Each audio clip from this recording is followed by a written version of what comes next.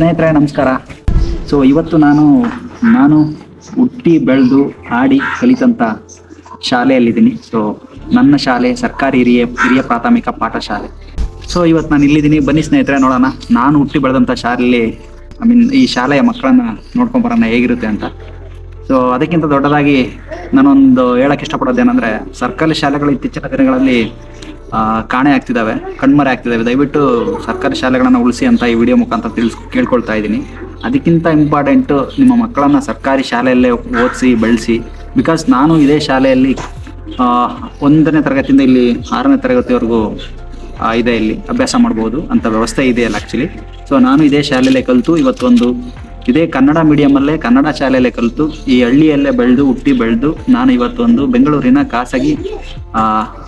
ಖಾಸಗಿ ಒಂದು ಕಂಪನಿಯಲ್ಲಿ ಒಂದು ಸಾಫ್ಟ್ವೇರ್ ಇಂಜಿನಿಯರ್ ಕೆಲಸವನ್ನು ಮಾಡ್ತಾ ಇದ್ದೀನಿ. ನಾನೇನೆಲ್ಲ ತಿಳ್ಕೊಂಡು ಬೆಳೆದು ಓದೋನಲ್ಲ, ಇದೇ ಕನ್ನಡ ಶಾಲೆಯಲ್ಲೇ ಹುಟ್ಟಿ ಬೆಳೆದವನು.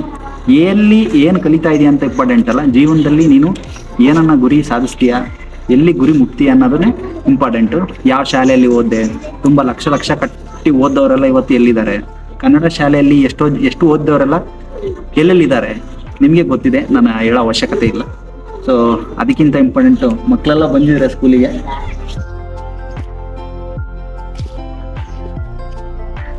ನೋಡಿ ಸ್ನೇಹಿತರೆ, ಇದೇ ನನ್ನ ಶಾಲೆ. ನಾನು ಇಲ್ಲೇ ಕಲಿತು ಬೆಳೆದಂಥ ಶಾಲೆ ಕನ್ನಡ ಮೀಡಿಯಂ ಸರ್ಕಾರಿ ಕಿರಿಯ ಪ್ರಾಥಮಿಕ ಪಾಠಶಾಲೆ.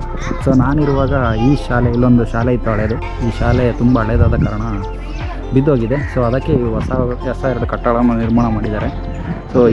ಈ ಸ್ಕೂಲಲ್ಲೂ ನಾನು 1, 2ನೇ ಕ್ಲಾಸ್ ಈ ಇದರಲ್ಲಿ. ಇದಾದಮೇಲೆ ಇಲ್ಲಿಗೆ ಶಿಫ್ಟ್ ಮಾಡ್ತಾರೆ. ಇದು ನನ್ನ ಶಾಲೆ. ಇವರೆಲ್ಲ ಮಕ್ಕಳೆಲ್ಲ ಬಂದು ಪ್ರೇಯರಿಗೆ ಮತ್ತು ರಾತ್ರಿ ಕೊಟ್ಟಿರೋ ಒಂದು ಹೋಮ್ವರ್ಕನ್ನು ಎಲ್ಲ ಗ್ಲಾನ್ಸ್ ಮಾಡ್ತಾ ಇದ್ದಾರೆ, ಓದ್ಕೊತಾ ಇದ್ದಾರೆ.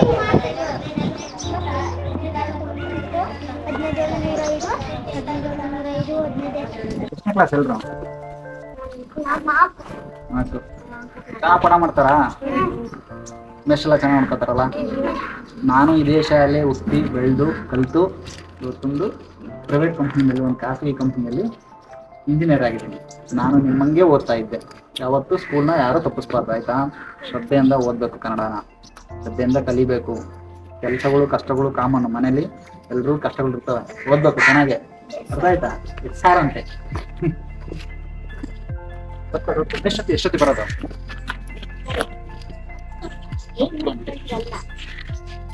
Om betul aku